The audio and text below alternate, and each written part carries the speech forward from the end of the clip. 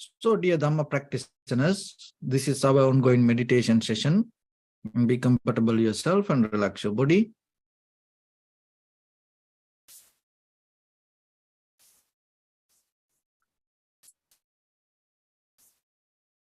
So once we get connected with our other network, we're ready to start the session for today.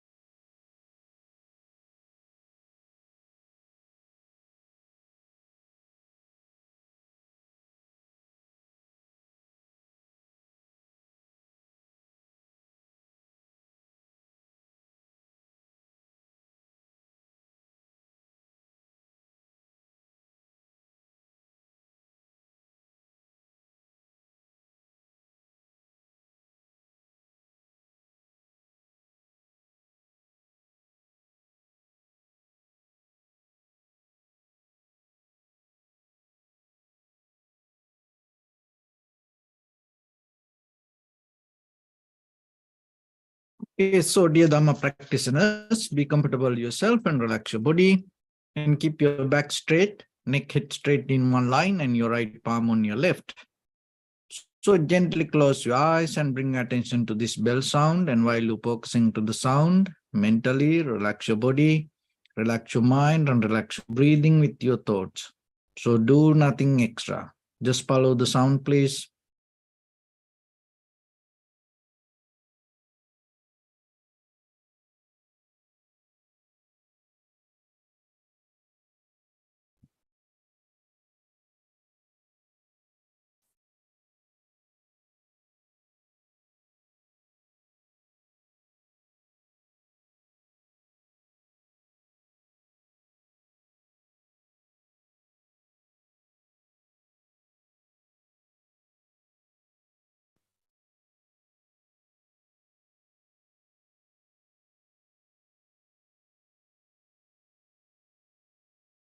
Namo tassa bhagavato arahato samma sambuddhassa. Namo tassa bhagavato arahato samma sambuddhassa. Namo tassa bhagavato arahato samma sambuddhassa. Homage to the Blessed One, the Exalted One, the fully Enlightened One. So, dear Dhamma practitioners, before we start our practice session, as usual, we'll take few minutes for ourselves to be very clear with this practice. Because as you know, in this last 10 years, the meditation, the subject of meditation became very popular. And at the same time, the idea of liberation or the inner freedom or the self-wisdom also became very popular. And at the same time, we know through our human history,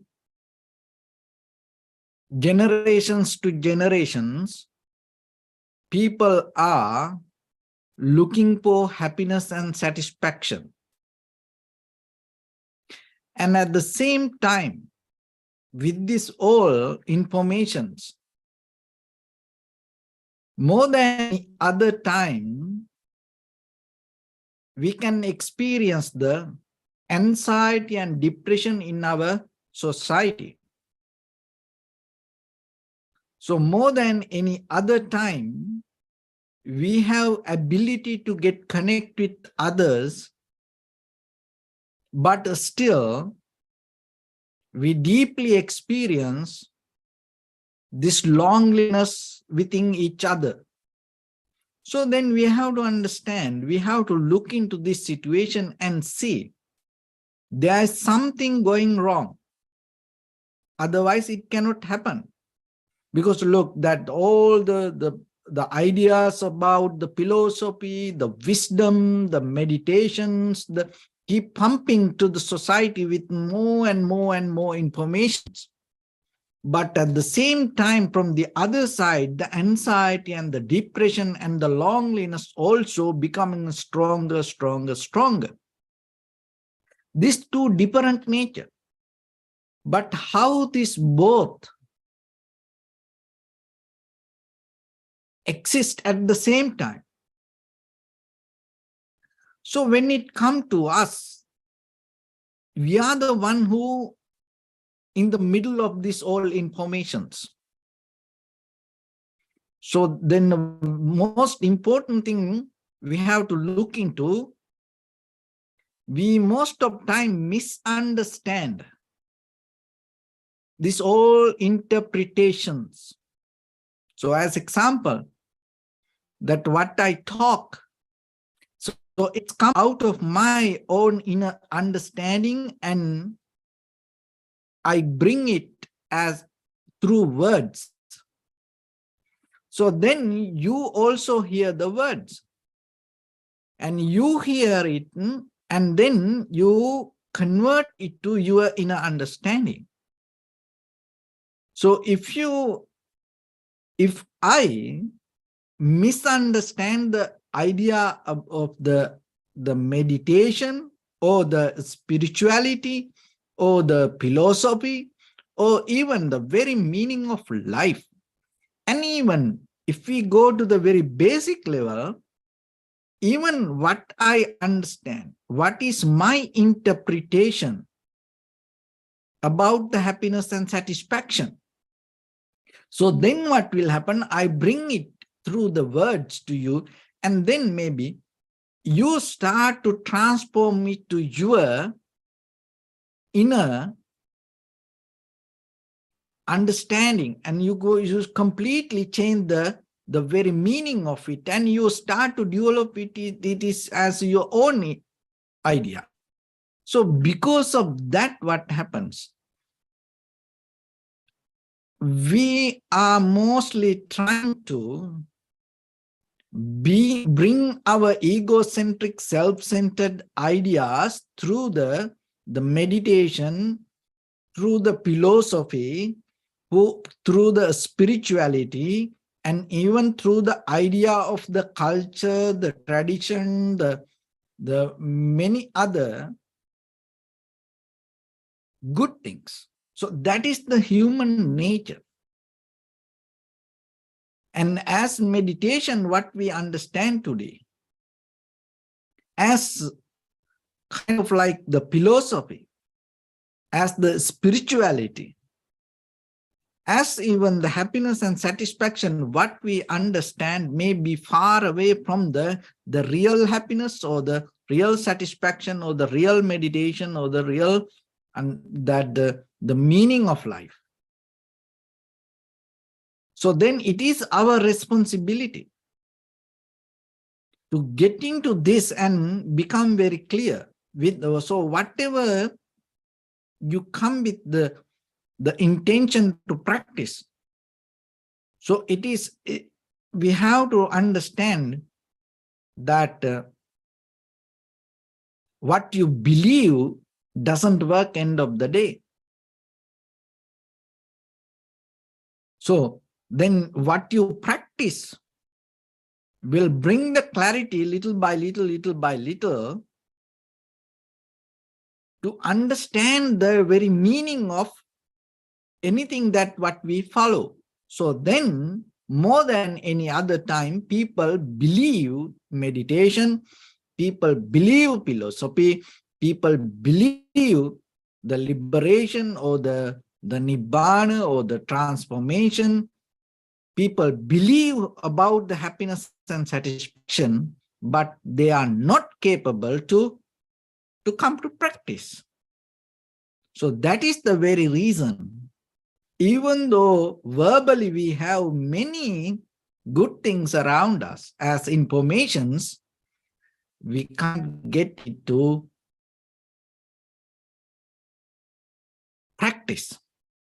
We can't get into the good result out of our life. So that's why it's yourself, it is your own responsibility that what you know, that know is not enough to bring the wisdom to yourself. So you have to put it to practice. So then you have to look into you and see how about what are the things that you practice. So, and when it comes to that, most of time what happens, whatever our practice, even when it comes to the Dhamma or the meditation or any kind of spiritual practice, we sometimes don't have a very clear faith, conviction, or ability to open to it. Because most of time we have this inner nature, we have kind of like a urge of controlling the outside according to our inner behavior. It's kind of like a provoking situations. So then the very first level, develop the ability to tolerate provoking situations. So that you have to develop the ability to tolerate your urge to provoke. So that's the skill. And as you know, it's not that always the things going to happen according to your ideas. And if you are capable to look into yourself, developing introspection again and again, when the situations arise, and you can understand how you can manage yourself and maintain yourself. Another thing is, we always develop various dualities within us. And that dualities, right, wrong, good, bad, up, down. So this dualistic mind always take us to take a one side. And so when it happened like that way, knowingly or unknowingly, your own personal viewpoint start to overtake situations. So, and as a result, that what happened, you start to get into situations, you somehow knowingly or unknowingly, visibly or invisibly, we are trying to kind of try like a resist and control situations. So then you have to tolerate the urge to control, because it's most of time invisibly come to us. It come out of the dualistic mind. You always have an inner conversation about what is right, what you believe as what is right or what is wrong. But when it comes to our life, that's why you have to develop the ability to being humble with the situations. Maybe nothing wrong with that, what you believe as what is right. But at the same time, another person also have the same right to believe as whatever that person see as right. So when you have a humble mind, when you have become more flexible to have a clear conversation, so that will give a clarity yourself. So then rather than controlling according to the way that you think this should be like this, so we have always urge to that control. Don't get into that. So especially you have to practice it with yourself. Sometimes our mind will say, oh, this is what, this is what, this is what. If you are capable to withdraw from it, sometimes you will see that all the view come out of that what you believe as right, maybe behind there is a huge, the emotional current keep pushing you. That's why you think it as right. And sometimes you think something good. It is not really good, but there is a deeper emotional current keep pushing you to take it as good. Then we take it. So like that, always remember that tolerate that situation. So that's why when you have the introspection, when you go inward, you are capable to understand it. Another thing is, we always try to put our opinions to others and convince others towards our point of view. And we have an urge to do that, convince others. When other people convince, when other people come towards us and we really like it. And it's a huge gambling. That is what happened with the ideas in the society, even with the spirituality, even with the politics, economy, this everywhere, even with the culture, traditions. We always try to convince others according to our point of view. So tolerate that urge from your inside. Another thing is, we're always trying to kind of like to get into the best, always reaching to more and more and more to gain, complete. But if you look into yourself, how far we can go in this physical world, in this material world, how much you're going to gain. It's not going to happen in the material world if you put your effort towards that. Even if you gain this whole world, then you start to catch another planet, It's go beyond. There is no end like that. So that is the very nature of our mind. So rather than go towards that way, because in that way, what will happen? We start to kind of like go against others. We want to be better than others. So that itself develop a kind of like a restless mind. So then have ability yourself. Tolerate the urge to gain this,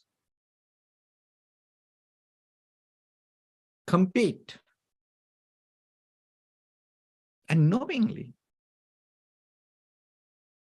there are limits, and we are depending from many situations, environment. We are depending on many things. And sometimes what you think, the way you think, maybe cannot absorb by something else. So that's why have the ability to tolerate yourself, withdraw the urge to gain. Because sometimes our interpretations are, it's going to become a little bit different if you look very carefully. And sometimes we think at our hand, we can hold things by our hand. You know, I can hold the cup. I can hold the cup, and I can hold the cup, but still, if the cup doesn't make itself that the way we can hold, we can't hold like that. So that is the key thing. If so the cup itself designed to hold. So then if I think myself 100%, I am the one who holding the cup, I completely forget the very help come out of the cup. So that's why our egocentric, self-centered mind always go towards other things, and we overtake invisibly the situations. So then it makes us blind. So then just imagine, in case if the cup designed the way that anyone cannot hold, so how I can hold? I can't. So then just imagine that I can hold the cup because it's designed to hold. So then it is 50-50. I can hold this because it's designed to hold. So then when you think, oh, I am holding it, you have to remember you can do it only 50%. Other 50% come from the other side. But most of the time we are not going to give credit for that. So when you think, oh, I am listening in this very moment, all the gadgetics bring the sound out and listen to someone. So in case if you are not understanding it, oh, I am the one who listens, you can't listen if you don't get the help out of these machines. So that's why whatever we experience, it is not completely us. Of course, we have 50%, but another 50% give the help from outside.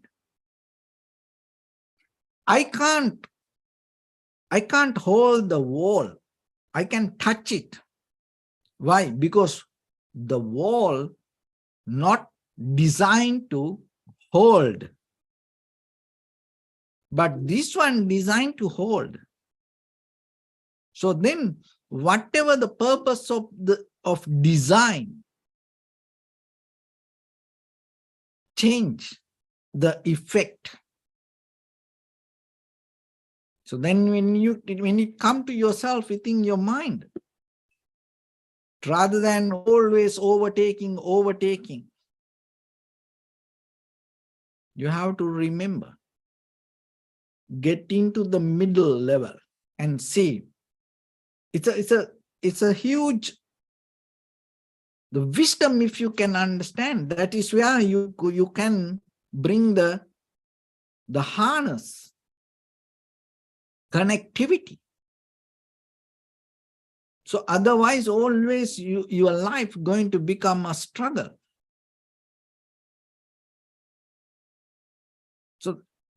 So if you understand this, when it comes to yourself within your mind, and then you think, oh, this is me, I do whatever I want, or kind of like that.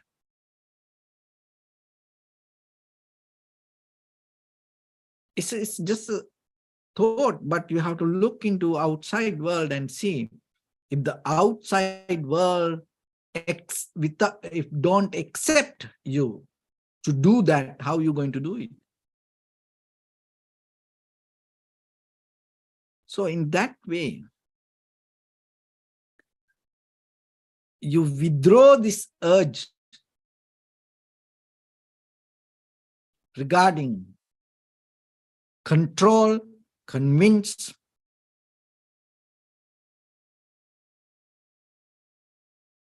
and then it develops some kind of ability to contemplate. That is what you need. That is what through the meditation you develop.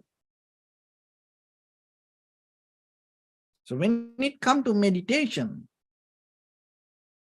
in the focus, and at the same time, it's talk about contemplation. So especially when it comes to the vipassana level, it's about contemplation. So what is that? So when it comes to overall, the ordinary meditation means you focus towards something and you look at it. That is meditation. You look at it. It becomes a mental object, you look into it. And you settle down with it. And then another way, you develop undisturbed mind, you be with it. But that develops some kind of tranquility state. But the thing is, it's not going to give you deeper, clear understanding to grow, because you settling down there. But when it comes to contemplation, it allows your mind to grow. It allows you to become more and more and more clear with the moment of experience. So that way, when it comes to today meditation, that's why even though meditation is so popular, people are so into, it's kind of like a look at something and they become more settled down with it. But they have no ability to contemplate. But in ancient time, especially when it comes to the vipassana level, so it's developing contemplation is the power of meditation. So then you have to understand the difference, and when you practice yourself, you have to get into the right method. So contemplating the sensation, you go into, you look into it, and then you go through it and you recognize how things come to be as they are. And then you can grow your understanding little by little, you can expand it. You focus to the pain, and then you go through it. And you go deeper into it. You don't settle down with one thing and you get kind of like, you don't get mesmerized with the moment. You're not going to neutralize with the moment. You are deeply go into again and again and again. Just imagine you have an eyeglass and you take it out and you look into it. Is kind of like a meditation. You look at it. It gives some kind of wisdom. In conventional life, it is very necessary. It gives a recognition and you can see it as it is. But contemplation means you take it, you clean it, and then to recognize it is clear or not, You can't do it just by looking at it. What you need to do, you have to put it back. And then you have to look through it. You are not bound to, you are not limited to that eyeglasses. So you see through it. And then again and again, cleaning and again, putting back and looking through it, develop the wisdom. And you are not bound to that even. You see through the eyeglasses, you are not become limited to eyeglasses. So that is how this contemplation is developed, the inner wisdom. So that is what you have to practice. So in day-to-day life, so whatever that you experience within your own life through your eye, ear, nose, tongue, body, mind, this perception, see through it, go through it, and then you will see ultimately what it is. No one can stop, no one can mesmerize you, because your own inner experience will teach you the very nature of it. And understanding that is what is called reality, recognizing reality. So don't urge to convince, control, and develop the ability to contemplate. So that way, so whatever that you gain from information, through information, not going to misguide you. You are capable to get the right result, and that going to lead you to the right practice. Because contemplation means itself, you put your knowledge to practice. And through that, grinding that, you gain result. That is what called wisdom. I repeat it again. Whatever you learn is your knowledge. So you put it to practice, you grind it. And then out of that, you gain some result. So that is what called your wisdom. So if you are capable to do that mindfully, and that develop the ability of contemplation, because without that, you can't put it to practice and grind it, circulate it, move it, go with it. So observing inhalation, exhalation, you bring the awareness to sensation and be with it. And then rather than settling down there, little by little, bring your awareness and go through the sensation and see what is happening to it.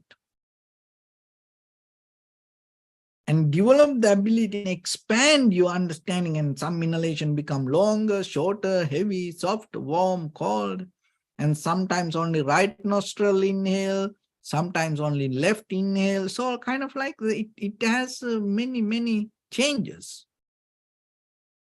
So that will show you out of what we experience, out of this eye, ear, nose, tongue, body, mind, that all have that nature. So that is, then you understand it is not only that you experience that outside condition and your inner point of view. When this both come together, the moment of recognition arise. It is not then single one thing. Once you have that, you become more humble, you become more careful, because you know you can provide only 50%, other 50% come from unknown source. Unknown from the beginning, but later you can see how it happened. But from the beginning, it's unknown.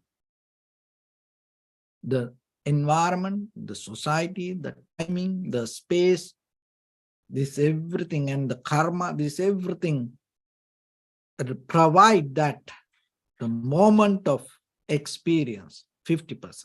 So your engagement and the outside things come together and develop the moment of experience. That is what we call the reality. So then once you become with your reality, that is what we need to move forward. So with that, let's get into practice a little bit now. So your right palm on your left and neck head straight in one line and be comfortable with your posture. So bring your attention to your body and scan head to toes yourself and say Sopateva, or may I be well and happy 3 times.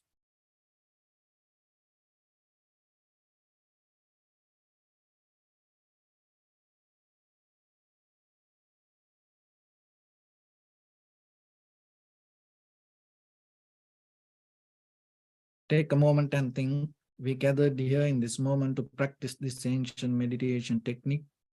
All the Buddhas, all the enlightened masters followed this path and achieved wisdom. So we also gathered here to accumulate that knowledge. In this moment with this sitting, may my body become more comfortable. May my breath be more smooth. May no difficulties come to me. May all the success come to me.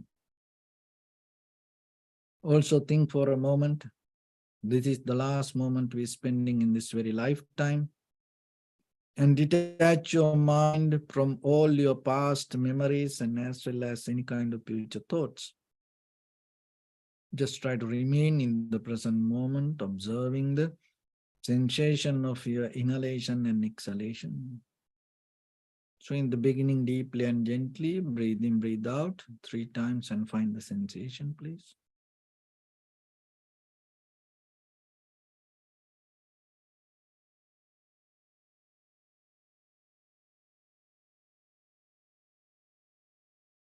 And allow your inhalations, exhalations happen itself. When it happens through the sensation, recognize it. Do nothing extra.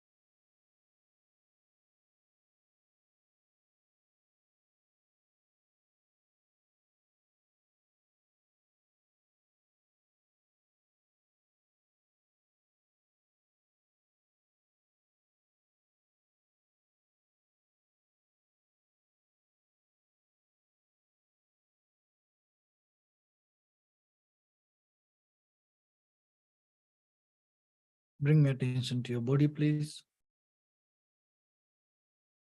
Observe your posture.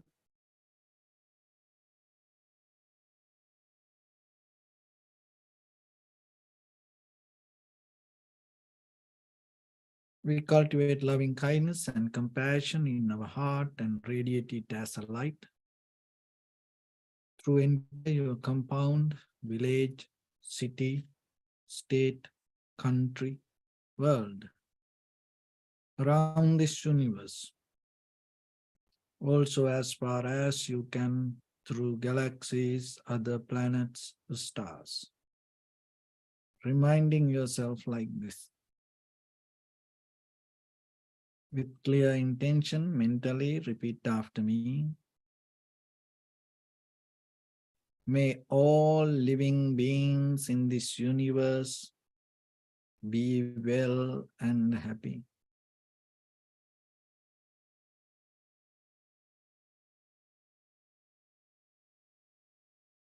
May everyone be happy and safe. And may their hearts be filled with joy. May all living beings live in security and in peace.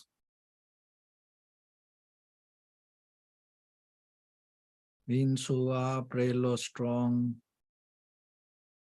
tall or short, big or small, visible or not visible, near or far away, already born or yet to be born. May all of them dwell in perfect tranquility. Let no one do harm to anyone. Let no one put the life of anyone in danger. Let no one out of anger or ill will wish anyone any harm.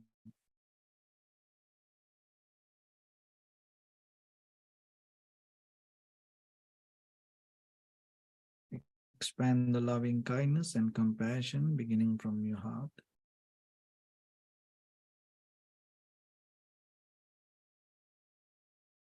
Forward.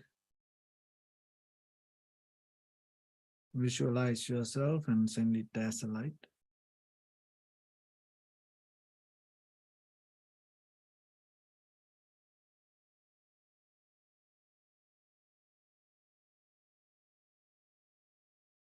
To your backside.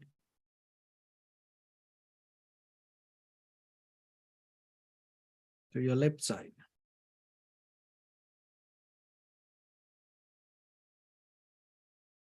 And to your right side.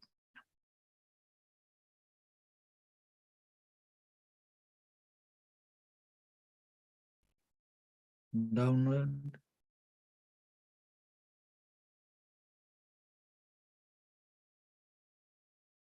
And upward.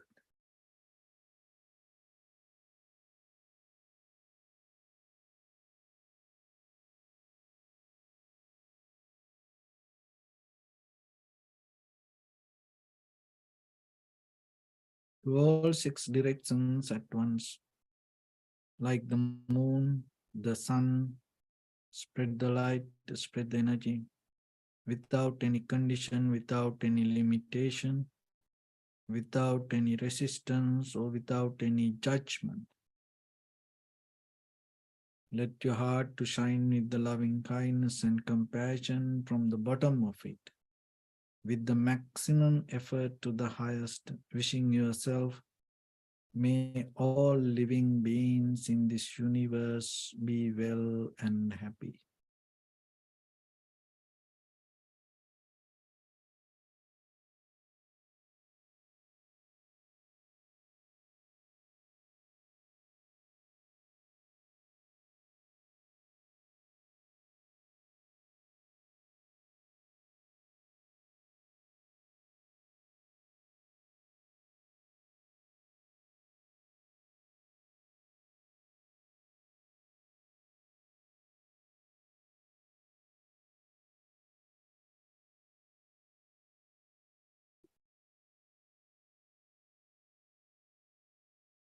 Sadhu, sadhu, sadhu. So first of all, we offer this practice to the great qualities of the Buddha, Dhamma, and the Sangha. And also by the power of this meritorious deed, may all of us attain to the supreme bliss of Nibbana. May all your guardian angels and deities will receive these merits and increase their longevity and protect all of you from any kind of planetary influences or any ill effects.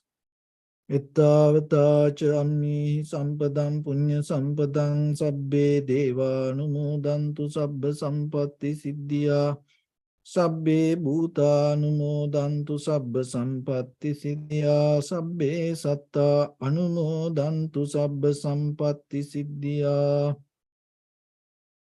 Imaya Dhammanu Dhamma Patipattiya Buddham Pujemi Dhammam Pujemi Sangham Pujemi Addaya Imaya Patipattiya Jati Jara Vyadi Maranam Ha Paribunjisami Idammi Punya Kammang Asavakkaya Vahang Hotu Sabba Dukkha Pamuccatu.